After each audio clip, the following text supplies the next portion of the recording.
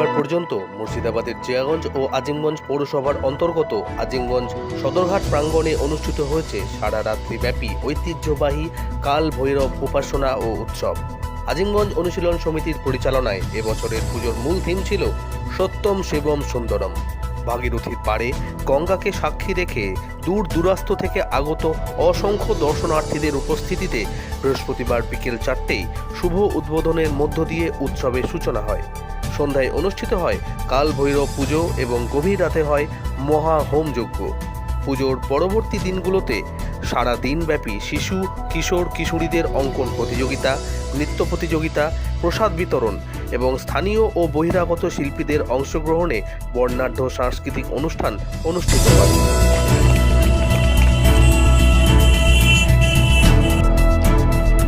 পুরস্কার তুলে দিচ্ছেন সুরেশ ঝা। সবাই হাততালি দিন।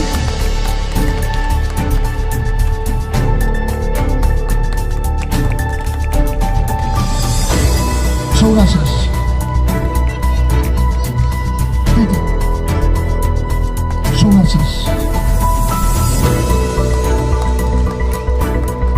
মন্ডলের পক্ষে মৌপিয়া পুরস্কার গ্রহণ করছে, সৌরাশিস পুরস্কার তুলে দিচ্ছেন। প্রত্যেকে একটু হাততালি দিন, শিশুদের উৎসাহিত করুন।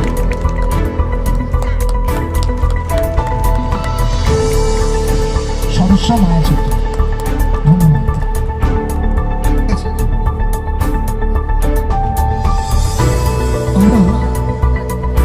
অনুশীলন সমিতি চালিয়ে দিন।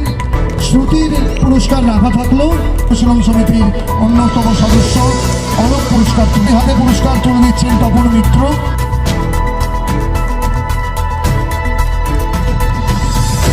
তিনি পুরস্কার তুলে দিলেন।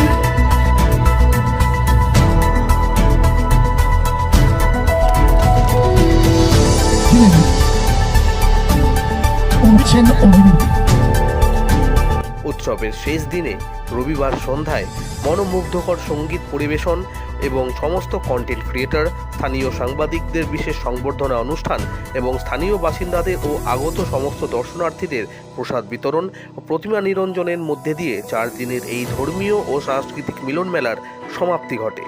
কালভৈরব পুজো কর্তৃপক্ষের আহ্বানে সাড়া দিয়ে টানা 3 দিন ধরে আজিমগঞ্জ অনুশীলন সমিতি পুজো প্রাঙ্গণে জিয়াগঞ্জ আজিমগঞ্জ ছাড়াও বড়নগর, মাহিনগর, ওপর মাহিনগর, ডাহাপাড়া ও কিরিটেশ্বরী এলাকা থেকে বিপুল সংখ্যক দর্শনার্থীর ঢল নামে।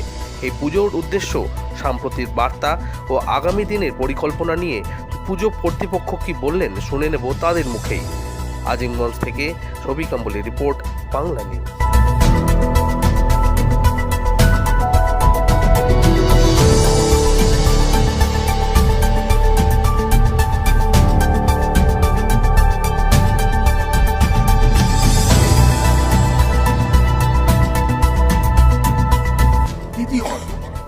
চমক আমরা বলছি যে সত্যম শিবম সুন্দরম, যারা যা সত্য তাই শিব, অর্থাৎ শাশ্বত এবং তাই সুন্দর।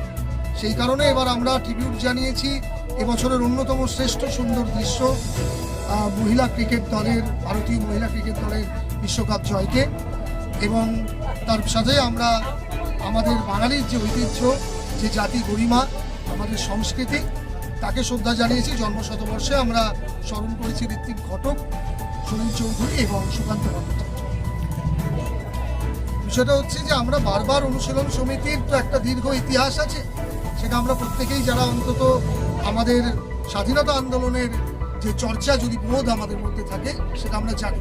তো অনুশীলন সমিতি যেভাবে স্বাধীনতা আন্দোলনকে গঠন করেছে এবং সেখানে রক্তপাত এবং হাজার হাজার মানুষ প্রাণ দিয়েছেন, তাকে শ্রদ্ধা জানিয়ে আমরা অনুশীলন সমিতি এই অস্থির সময়ে গঙ্গা নদীর তীরে আমরা চাইছি কাল ভৈরব এমন এক শক্তি, যে শক্তি আসলে শিবের উগ্র রূপ, যা রক্ষাকর্তা এবং তার সাথে সাথে মানুষের অহংকার এবং অন্যান্য যে অন্ধকার, সেই অন্ধকার রূপকে পথ করে আলোর দিকে আমরা যাওয়ার চেষ্টা করছি, এবং এই কারণেই আমরা এই শক্তি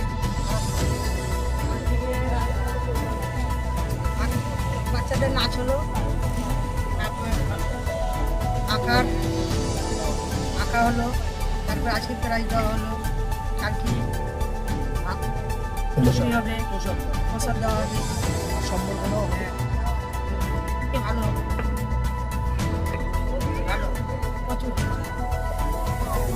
সক্ষম হয়েছে এবং জনগণ এর কাছে আমাদের এটাই আবেদন যে আপনারা আমাদের সাথে থাকুন এবং আমাদের ভালোবাসুন, আশীর্বাদ দিন।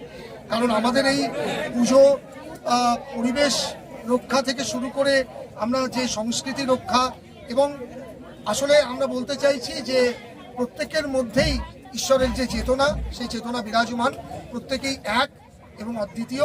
তাই আমরা আমাদের এই আধ্যাত্মিকতা আমরা জীবনের প্রতি উৎসর্গ করছি এবং আমরা চাইবো জনগণ আমাদেরকে সহযোগিতা করবেন, আশীর্বাদ করবেন। ভৈরব পূজা কোনোদিন হয়নি, এটাই আমরা দুবার থেকে প্রথম শুরু হয়েছে। কাল ভৈরবের আরাধনা করছি এই কারণেই এবং আমরা শুধু এটাই বলবো যে জনগণ আমাদেরকে আশীর্বাদ করবেন, আমাদের সঙ্গে থাকবেন।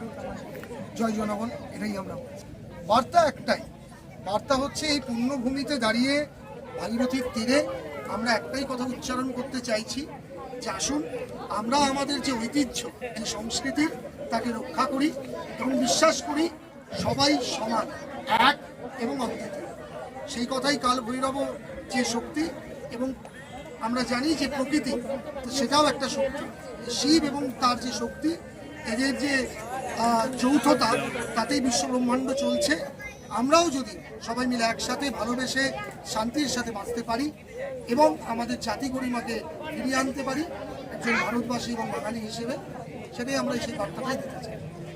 আপনার নাম ও পরিচয়? আমার নাম সৌরিশ পাণ্ডে ঋষি এবং আমি অনুশীলন সমিতির একজন সদস্য। আচ্ছা।